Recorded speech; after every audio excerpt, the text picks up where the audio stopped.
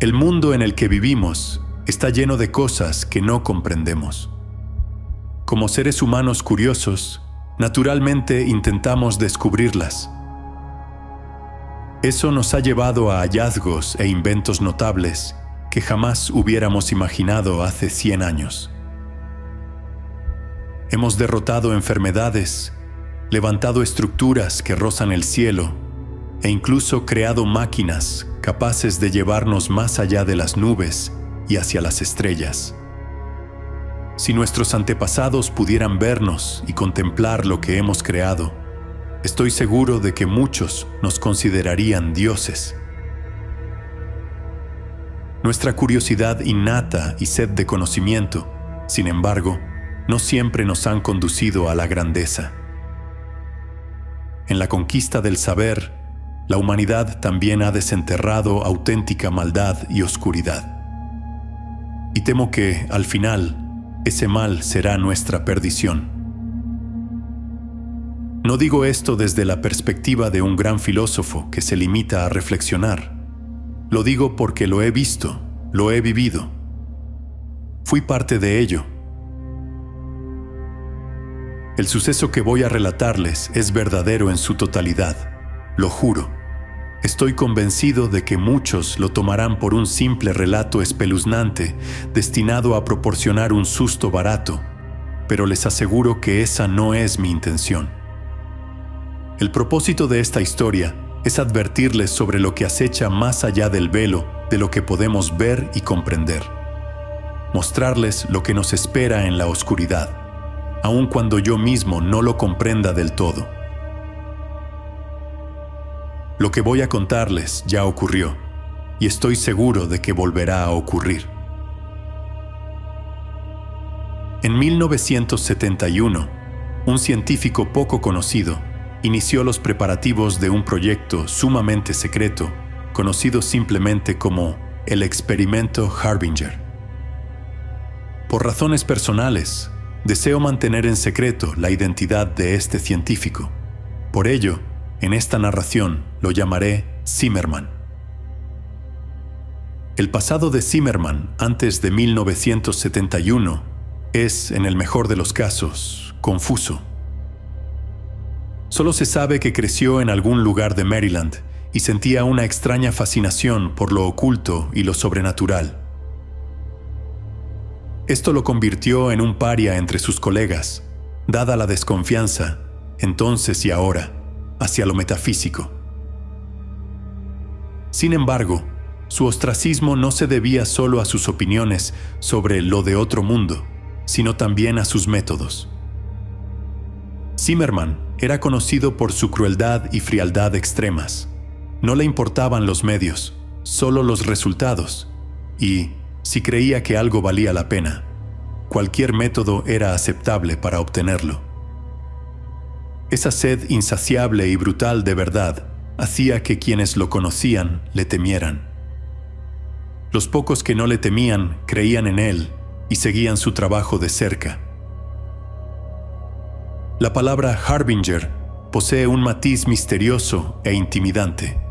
Quizás sea la forma en que rueda en la lengua o su simple asociación con el proyecto, pero siempre parece portar un presagio de fatalidad.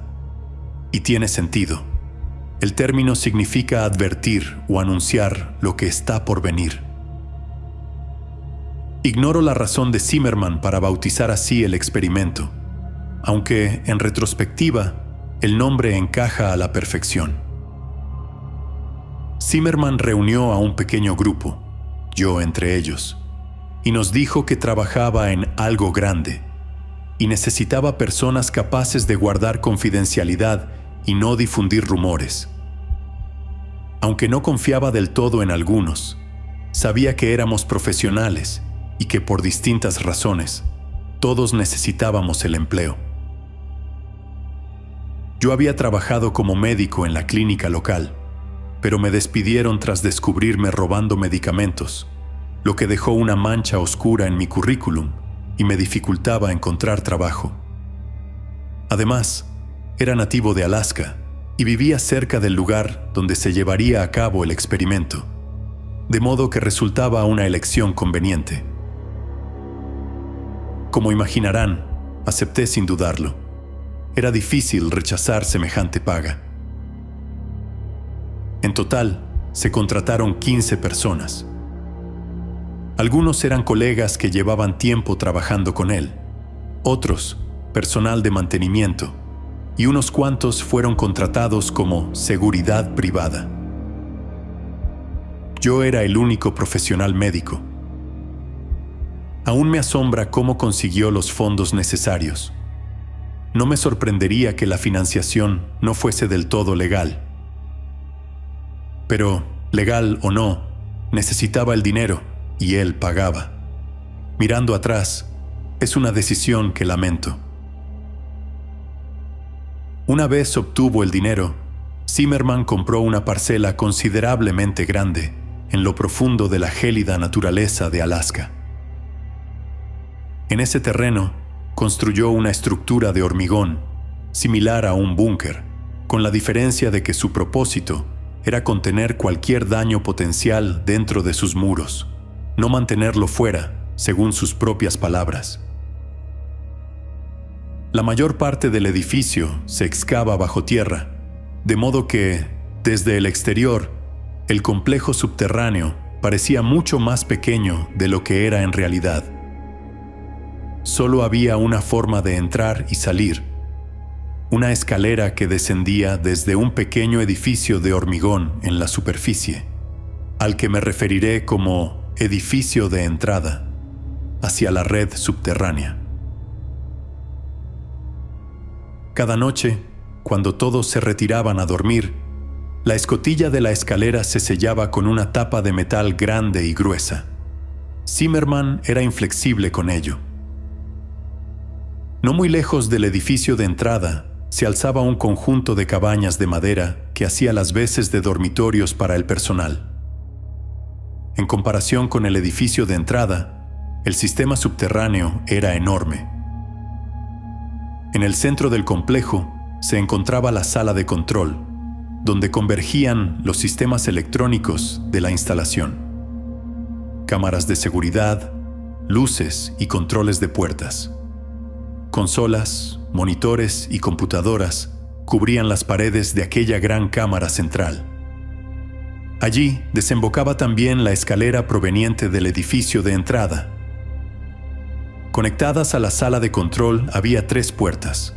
Una conducía a una habitación más pequeña que funcionaba como enfermería. Otra llevaba a una sala de descanso y la última se internaba en los pasillos. Los pasillos eran el lugar donde el complejo empezaba a sentirse verdaderamente inquietante. Por alguna razón, estaban dispuestos en un diseño extremadamente confuso que formaba círculos y callejones sin salida. Estos corredores constituían la mayor parte del complejo, y era muy fácil perderse en aquel laberinto si uno no lo conocía bien. Pero si sabías a dónde ibas, al poco tiempo te encontrarías delante de una de las 3 habitaciones de 8 por 8 pies. Cada una tenía una cámara instalada en una esquina, y esas 3 cámaras estaban conectadas a un monitor correspondiente en la sala de control. También había cámaras repartidas por los pasillos, de modo que quien estuviera frente a los monitores podía ver lo que quisiera, cuando quisiera. Grandes puertas metálicas protegían la entrada de cada una de las 3 habitaciones de 8 por 8 pies, y, para abrirlas, era necesario introducir un código de 4 dígitos en un panel situado junto a la puerta. Recuerdo, cuando llegué por primera vez al complejo, lo mucho que me aterrorizaron los pasillos. Soy claustrofóbico, y aquellos corredores eran muy estrechos. El silencio, o mejor dicho, la ausencia total de ruido, era otra fuente enorme de miedo en aquellas sombrías y angostas galerías. Reinaba un silencio antinatural, como si el mundo entero hubiese dejado de moverse. Realmente te hacía sentir atrapado allí abajo. Por suerte, Rara vez tenía que aventurarme por esos pasillos, pues yo era el único profesional médico de la instalación y casi no tenía motivo para adentrarme en ellos. Al principio me resultaba muy extraño que Zimmerman solicitara a un médico para un proyecto como este, pero cuando todo terminó, entendí por qué. El objetivo oficial del experimento Harbinger era probar y observar los efectos del aislamiento prolongado en la mente humana. Eso era lo que figuraba en los informes que se enviaban. Sin embargo, sin que lo supieran quienes no participaban directamente, salvo los sujetos, el propósito real era mucho más oscuro. Como mencioné, Zimmerman siempre había tenido una obsesión con lo oculto y lo sobrenatural. Quería demostrarles a quienes no creían en él que lo sobrenatural era un fenómeno real, y deseaba ser el primero en obtener pruebas físicas de ello. El verdadero propósito del experimento Harbinger era encontrar evidencia de la existencia de un plano metafísico, un mundo que no podíamos ver. La idea, naturalmente, era un tanto intimidante, incluso aterradora, pero lo que resultaba verdaderamente espeluznante era el método de Zimmerman. Él creía que podría abrir momentáneamente un portal entre mundos, permitir que 3 entidades aleatorias cruzaran al nuestro y capturar a cada una en una de las 3 habitaciones. Zimmerman sostenía que cualquier entidad trataría de aferrarse al ser vivo más cercano que tuviera la capacidad de albergarla. Quería utilizar esa técnica para atrapar un espíritu en forma física, permitiéndole poseer a un ser vivo que hubiese sido inyectado con un compuesto de su creación. En teoría, ese compuesto impediría que la entidad abandonara el cuerpo. La única forma de escapar sería mediante la muerte del huésped. Según Zimmerman, el anfitrión debía estar vivo y poseer una voluntad lo bastante fuerte para sobrevivir a la posesión, y solo una especie conocida cumple ese requisito: los humanos.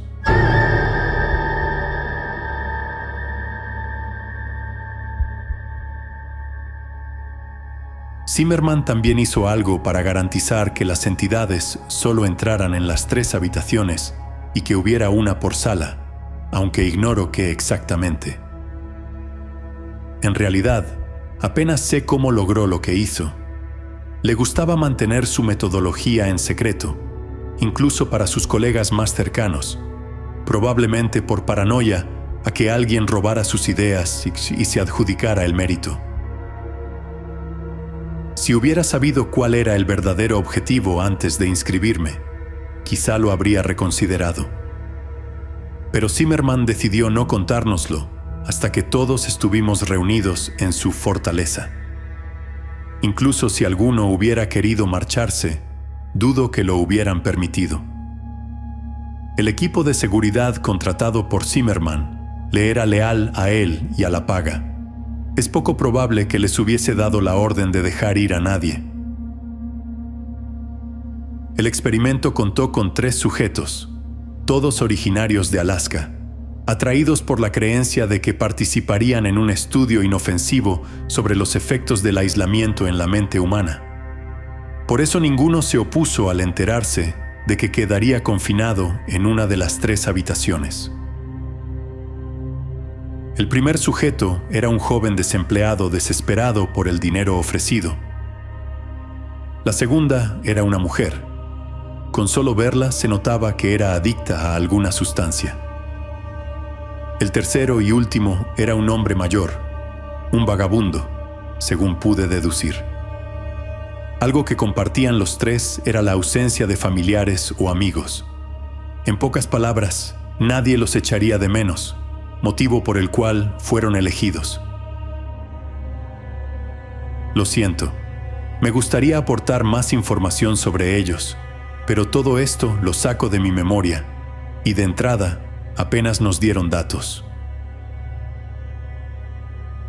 El experimento no comenzó oficialmente hasta 1987, 16 años después de su anuncio inicial. Yo estaba ansioso por empezar, así que empaqué y me dirigí al complejo cuanto antes. Llegué una semana antes de que los sujetos siquiera firmaran y un mes completo antes de que el proyecto comenzara. No fui de los primeros en llegar, ni mucho menos. Cuando lo hice, Zimmermann, sus colegas y el equipo de seguridad ya estaban allí. Podría decirse que yo formaba parte de los que Zimmermann no confiaba lo suficiente como para llegar primero. Todos estuvimos congregados una semana antes del inicio. Se notaba una brecha marcada entre quienes estábamos allí solo por dinero, como yo, y los seguidores de Zimmermann. El 15 de octubre de 1987, todo estaba listo. Los sujetos habían sido sellados en sus habitaciones. Las cámaras, luces y altavoces funcionaban a la perfección y el personal se había instalado. Había llegado el momento de iniciar oficialmente el experimento. Zimmermann pidió a todos que nos reuniéramos en la sala de control alrededor de las 9 de la noche para presenciar el comienzo. Quería que estuviéramos presentes cuando demostrara que sus teorías eran correctas y que no era un loco. Deseaba que viéramos los frutos de su trabajo. Cuando por fin nos congregamos en la gran sala de control, Zimmermann se volvió hacia nosotros y simplemente dijo: «Observen». Luego nos dio la espalda, se inclinó sobre el micrófono que proyectaba su voz en las 3 habitaciones y empezó a recitar un cántico en un idioma extraño que, estoy seguro, solo él entendía.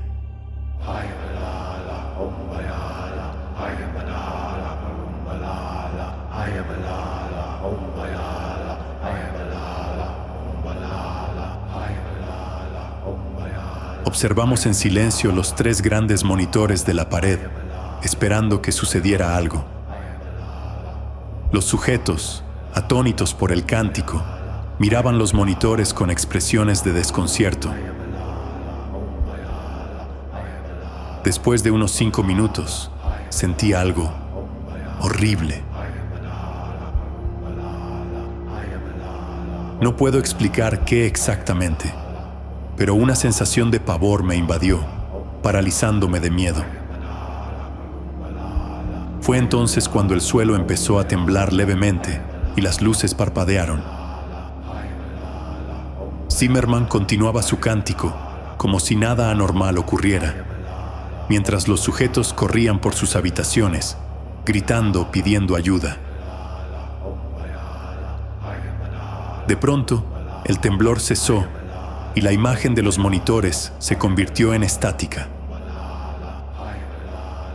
El aire comenzó a volverse muy pesado mientras todos mirábamos los monitores, esperando a que recuperaran la imagen y nos mostraran lo que estaba sucediendo o lo que había sucedido en aquellas 3 habitaciones.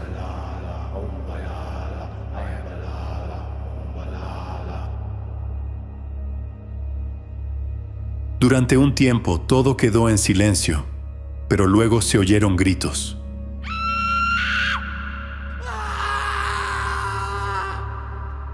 Los alaridos de una mujer sometida a un dolor y un terror insoportables empezaron a resonar por todo el complejo.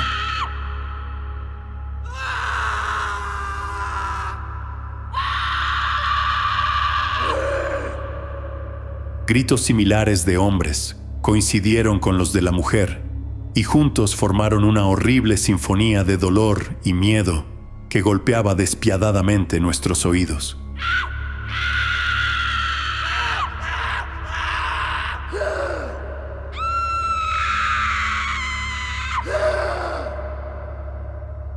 Quienes estábamos allí por dinero, empezamos a intercambiar miradas de pánico, mientras los leales a Zimmermann parecían imperturbables. Queríamos marcharnos y no volver jamás a ese lugar espantoso, pero en el fondo, todos sabíamos que Zimmerman jamás lo permitiría. Estábamos allí para largo. No había escapatoria.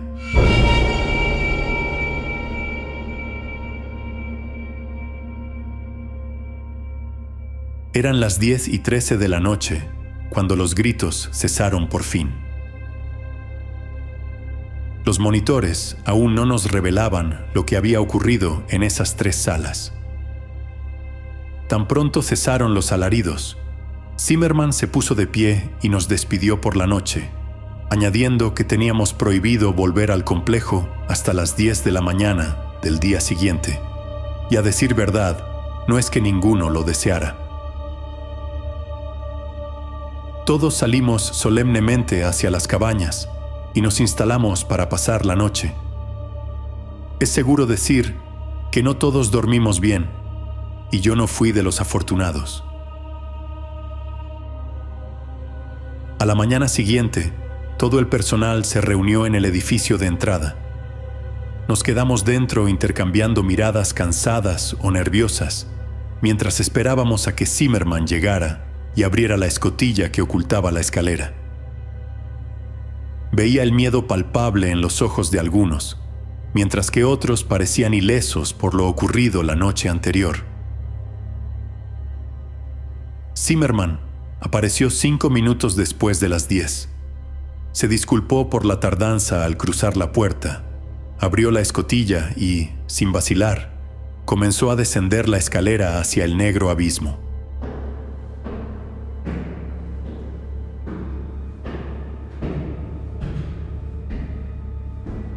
Fui el primero en seguir a Zimmerman en su oscuro descenso hacia las instalaciones. Parecía que cuanto más bajaba, la oscuridad me envolvía, como si intentara engullirme. Y a medida que descendía, no pude evitar la sensación de que aquel lugar era diferente.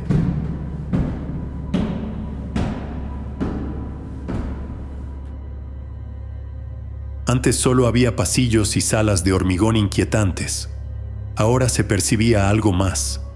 Algo hacía que la extrañeza se sintiera tan real y personificada. Presentía que abajo nos aguardaba una escena horrible y sangrienta, pero seguí bajando pese al miedo y la vacilación.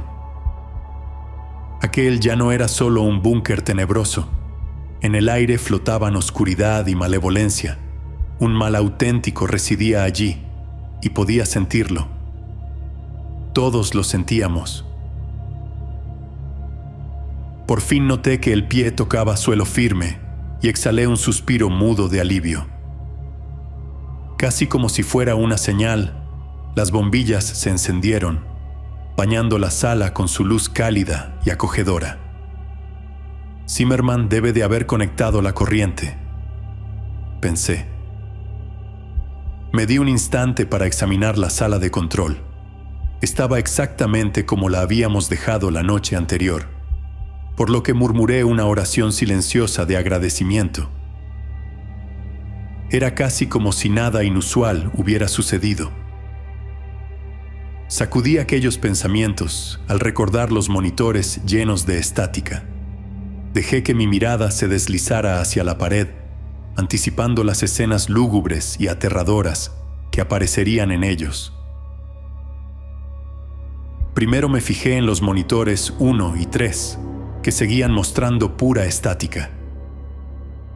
Habría sido un pequeño alivio, pero entonces la imagen inmóvil del monitor 2 llamó mi atención. La sala 2 estaba completamente tranquila y todo parecía intacto. No pude evitar jadear al notar lo único diferente. La mujer yacía en el centro de la pequeña habitación de hormigón. Una expresión de miedo y terror estaba congelada en su rostro enjuto, mientras permanecía tendida, silenciosa y sin vida, boca arriba. El semblante de Zimmerman se endureció al verlo. Ordenó apagar el segundo monitor, y así se hizo. No preguntamos por qué, Ninguno quería seguir viendo aquella escena espantosa. También indicó que, si las imágenes de los monitores 1 y 3 no regresaban en las próximas 2 horas, el equipo de seguridad investigaría las salas. El equipo asintió. Fingían valentía, pero vi el temor en sus ojos. El sutil tic-tac del reloj era el único sonido que resonaba en la sala mientras yo miraba los monitores. Había pasado 1 hora y 50 minutos, y la estática seguía ocupando los monitores 1 y 3. Todos los demás trabajaban, excepto yo. El proyecto no había registrado ni una lesión hasta entonces, así que no tenía nada que hacer, salvo esperar a que alguien se lastimara. Zimmerman, un par de colegas y yo éramos los únicos en la sala. Ellos conversaban en voz baja al otro lado mientras yo leía y reflexionaba sobre la situación. Obviamente, había cometido un error al venir. El cadáver en la sala 2 bastaba como prueba. Y solo Dios sabía lo que nos aguardaba en las salas 1 y 3. Mis pensamientos se cortaron cuando la imagen del monitor 3 regresó. La nítida imagen hizo que todos abriéramos los ojos de par en par. Lo que vimos era horripilante. Una figura humanoide permanecía inmóvil en el centro de la habitación, mirando fijamente a la cámara. Llevaba el mono que se le había entregado al sujeto 3, pero claramente no era el mismo hombre que había entrado. Lo primero que me impactó fueron sus ojos, completamente negros y el doble de grandes que los de un humano. Parecían infinitos y fríos. La cabeza también había crecido de forma simétrica y perturbadora. El ser se había quedado sin un solo cabello, e incluso a través del monitor podía ver lo lisa y tersa que era su piel. Además, parecía más alto y corpulento. El mono le quedaba ahora claramente pequeño. Sus extremidades se habían alargado de modo particular. Los brazos le colgaban casi hasta las rodillas. No estábamos viendo, de ningún modo, al mismo hombre que enviamos adentro. Miedo. Eso era todo lo que sentía mientras seguía mirando el monitor y a aquella cosa. Mi temor parecía compartido por los que me rodeaban, y eso, de algún modo, me reconfortaba.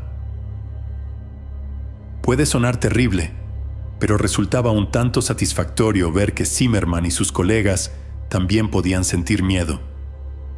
Sin embargo, era preocupante. Demostraba que esto no formaba parte del plan de Zimmerman. Algo había salido mal.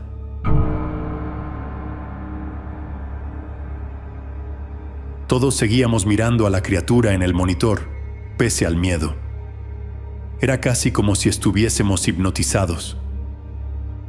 El terror que ya sentía empezó a crecer y extenderse con rapidez por mi cuerpo cuando quedé atrapado en los ojos de aquella criatura, preso de su mirada terriblemente hipnótica. Después de lo que pareció una eternidad, logré romper el contacto visual con la criatura y desviar la atención del monitor. Cuando lo hice, sentí que mi nivel de miedo disminuía considerablemente. Al poco tiempo, Zimmerman ordenó a su equipo de seguridad que se dirigiera a la puerta del sujeto 1, tal como había dicho que haría. El equipo salió sin cuestionar, armado solo con porras y pistolas. Observé a los hombres avanzar por los pasillos hacia la habitación del sujeto 1 a través de las cámaras.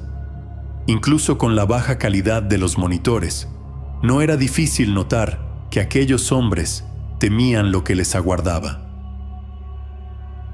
Caminaban cabizbajos, ya no poseían la misma confianza que mostraron al inicio del proyecto. Parecían muchachos atemorizados, enviados a una guerra terrible. Finalmente, llegaron a la puerta. Gracias a la cámara del pasillo, teníamos una visión perfecta de ellos y de la entrada. Uno habló por su walkie-talkie e hizo una señal a la cámara. En respuesta, uno de los colegas de Zimmerman accionó el botón que abría la puerta. Los hombres ya tenían las pistolas desenfundadas cuando el botón fue presionado. Lentamente, la puerta empezó a abrirse. Todos observábamos, ansiosos, mientras los hombres se acercaban a la entrada, apuntando sus armas hacia el interior. De pronto, sin aviso, se oyó un chillido estridente.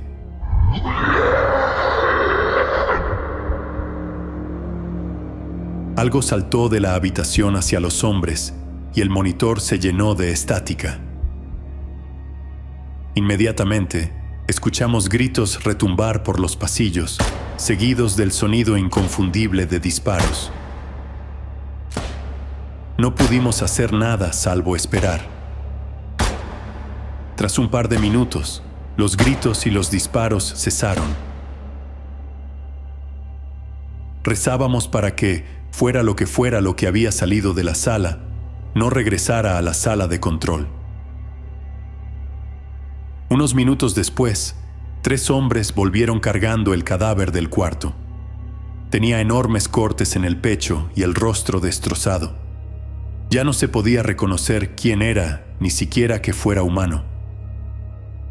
Yo estaba acostumbrado a la sangre, siendo médico, así que la masa de carne desgarrada apenas me afectó.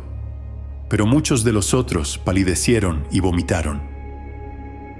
El equipo de seguridad mantenía expresiones inexpresivas y ojos llenos de terror. Uno de ellos alzó la mirada. Nos observó un momento con los ojos desorbitados. «Está muerto», alcanzó a murmurar con voz temblorosa. Pasaron un par de horas. El hombre muerto se llamaba Frank. Fue enterrado afuera, en el frío suelo de Alaska. 2 de los guardias resultaron ilesos, al menos físicamente. El tercero seguía con vida, pero apenas. Su cuerpo estaba cubierto de cortes sangrantes y le habían arrancado un ojo. Conseguí estabilizarlo, aunque por poco. Los otros 2 explicaron vagamente lo sucedido. Al parecer, el sujeto 1 se abalanzó sobre Frank cuando la puerta se abrió, solo que ya no era realmente el sujeto 1. Según contaron, su rostro estaba horriblemente deformado y tenía largas garras afiladas. Aseguran haberle disparado más de una docena de veces antes de que cayera muerto, y luego vaciaron otra docena de balas para asegurarse de que realmente lo estuviera. Solo entonces regresaron. Tras atender al herido, fui a revisar los monitores. Por mucho miedo que tuviera, necesitaba ver. El sujeto 3 era el único que quedaba y debía asegurarme de que la criatura seguía en su habitación. A estas alturas, aquella sala se parecía más a una celda que a otra cosa, lo cual quizá era bueno. Las cámaras de la habitación del sujeto 1 y del pasillo contiguo seguían mostrando una pantalla llena de estática. Nadie fue enviado a repararlas ni a investigar. Solo nos quedaba confiar en que el sujeto 1 estuviera realmente muerto. La imagen del monitor 3 seguía exactamente como la había dejado. El sujeto 3 continuaba mirando fijamente a la cámara.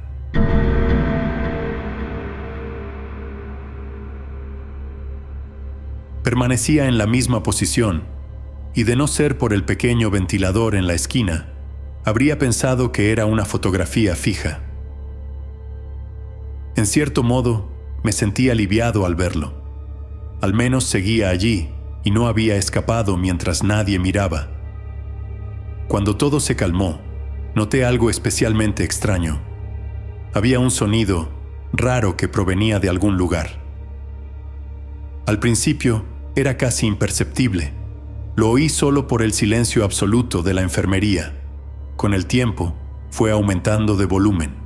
Al cabo de 1 hora, ya todos podíamos escucharlo, y un par de horas después, se volvió lo bastante fuerte como para reconocerlo. Era una canción. Uno de los empleados la identificó como Living in the Sunlight de Tiny Tim. Al parecer, su padre la escuchaba con frecuencia. La canción parecía en bucle y se repetía una y otra vez. Aunque logramos identificar el sonido, no pudimos localizar su origen. Sabíamos que no provenía de los altavoces, porque los habíamos apagado. Parecía emanar de las paredes mismas.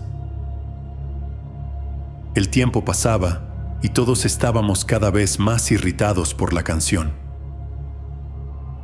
Yo alternaba entre la enfermería, donde atendía a Frank, y la sala de control. El miedo impregnaba el aire, y la presencia de una oscuridad indudable era su fuente. El sujeto 3 seguía sin moverse. Mantenía su mirada fija e inmutable en la cámara. Sentía que me observaba directamente, sin importar dónde estuviera en la sala. Creo que los demás también lo percibían, pues se desplazaban nerviosos de un lado a otro sin razón aparente. Pasadas unas horas, la canción era tan fuerte que casi teníamos que gritar para comunicarnos. Habíamos intentado hallar su fuente para apagarla, pero fue en vano. Permanecía indescifrable. Esto añadió una irritación extrema a nuestro miedo ya latente. Serían las 8:30 cuando el suelo volvió a temblar, tal como la noche anterior. El pánico empezó a apoderarse de mis compañeros y de mí mientras la sacudida crecía. En ese momento, sentí un impulso instintivo de mirar el monitor del sujeto 3. Había desaparecido. Casi al instante, la luz se cortó, y por suerte, la canción también. Desde el regreso del equipo de seguridad, el pánico había ido creciendo entre el personal, y Zimmerman no podía detenerlo. Cuando las luces se apagaron, las apariencias de calma que todos intentábamos mantener se desvanecieron y el miedo se adueñó de nuestros corazones. Las luces de emergencia se encendieron poco después y agradecí en silencio. Eran tenues, pero me permitían ver bastante. El pánico total nos invadió.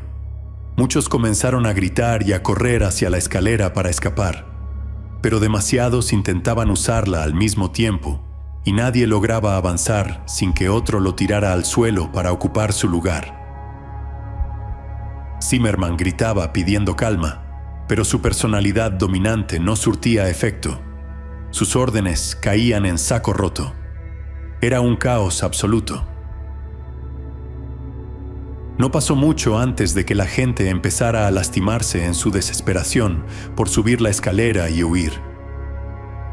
Yo me apoyé contra la pared, esperando mi oportunidad para escapar. Todos los gritos se silenciaron cuando el familiar zumbido de aquella inquietante canción volvió a subir de volumen, esta vez mucho más rápido. Y ahora era evidente que el sonido provenía directamente de los pasillos laberínticos. La gente dejó de pelear y gritar. Toda nuestra atención se centró en la puerta que conducía a los corredores. La canción se volvió más fuerte que nunca, obligando a muchos a taparse los oídos con las manos.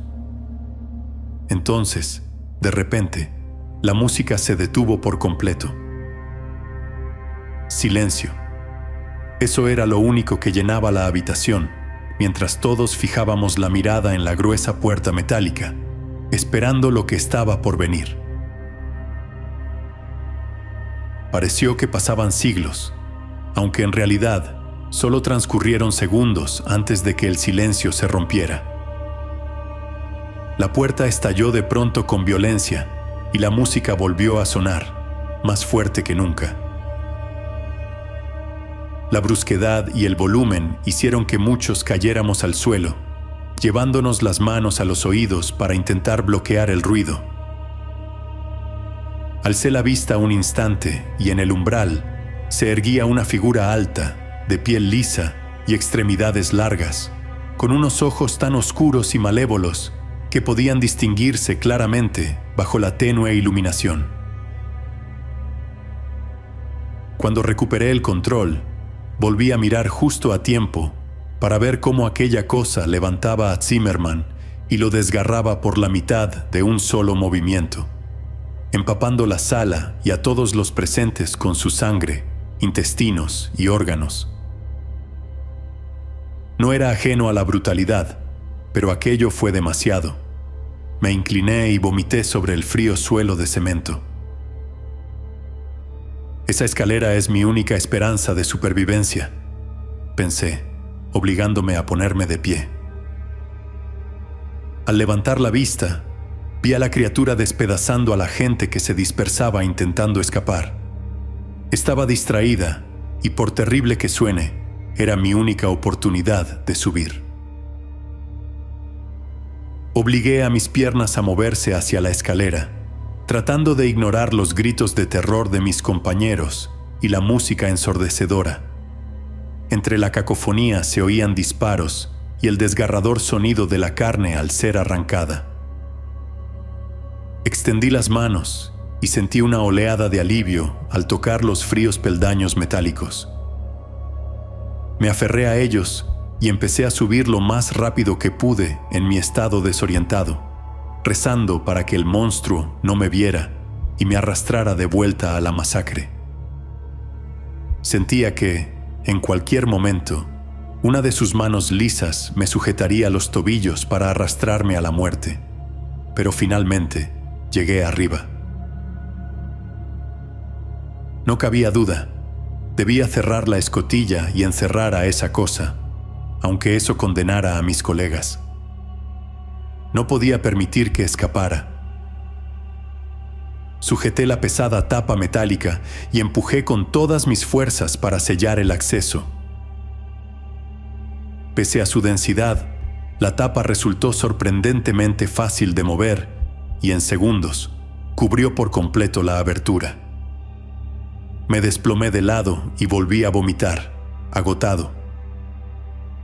Mientras yacía allí, me di cuenta de que, aparte de mis jadeos, lo único que oía era el eco lejano de aquella canción. Sentí que perdería la cordura si seguía escuchándola, así que me obligué a levantarme y me encaminé a la cabaña de madera donde había dormido la noche anterior. Allí estaban mi equipaje y las llaves de mi camioneta. De los 15 empleados que participaron en aquel experimento maldito, soy el único superviviente. Nunca he regresado y no pienso hacerlo. El proyecto fue tan secreto que Zimmerman era el único que conocía todos los detalles. Hasta donde sé, nadie más sabe de mi participación. Probablemente, soy la única persona que comprende lo que realmente fue el experimento Harbinger y lo que ocurrió. Quizás se pregunten por qué les cuento algo que ninguno debería conocer. Tal vez esperen un discurso sobre no jugar con lo que no entendemos. Espero que no, porque no tengo ningún discurso ni lección. Hoy empecé a oír un sonido. Lo reconocí de inmediato, una canción inquietante y familiar. Ni siquiera intenté buscar su origen. Sabía que sería inútil. A lo largo del día, el volumen ha ido aumentando. Ahora es tan alto que distingo claramente la letra. No puedo escapar de la voz de Tiny Tim. Me sigue a donde vaya. El sujeto 3 viene por mí y sé que me queda muy poco tiempo en este mundo. Supongo que solo quería contar la historia del experimento Harbinger antes de que se perdiera para siempre. Ojalá extraigan alguna lección de lo que he narrado, pero ambos sabemos que no lo harán. Seamos sinceros, no creen ni una palabra, y no los culpo. Yo tampoco me creería. Para ustedes, esto no es más que un pasatiempo para buscar emociones baratas. Probablemente navegaban sin rumbo por internet cuando hicieron clic en un enlace y llegaron aquí, donde quiera que sea, aquí, leyendo esta historia. Y siendo honesto, no me importa si me creen o no. Aunque lo hicieran, quizá no les impediría intentar descubrir la verdad sobre una oscuridad que pocos hemos visto. Desde luego, eso nunca detuvo a Zimmerman. Si buscan una lección, observen lo que le pasó cuando se empeñó en alcanzar la verdad. Ruego que ninguno de ustedes descubra esa verdad. Ruego que nunca tengan que ver el mal que yo he visto. Ojalá vivan en la ignorancia de lo que se oculta tras el velo de lo comprensible. Ya está aquí. Siento sus ojos negros clavados en mí, igual que hace años. Soy tan culpable como Zimmerman de la monstruosidad que ahora vaga libre, aunque yo no la creara. Lo siento. Por favor, perdónenme.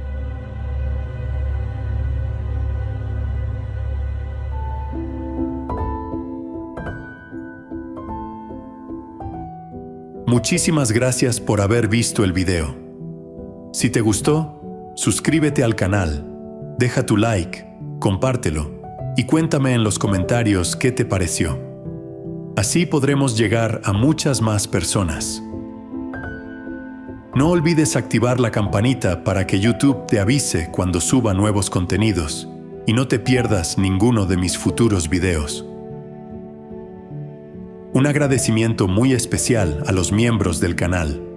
Su apoyo hace posible este proyecto.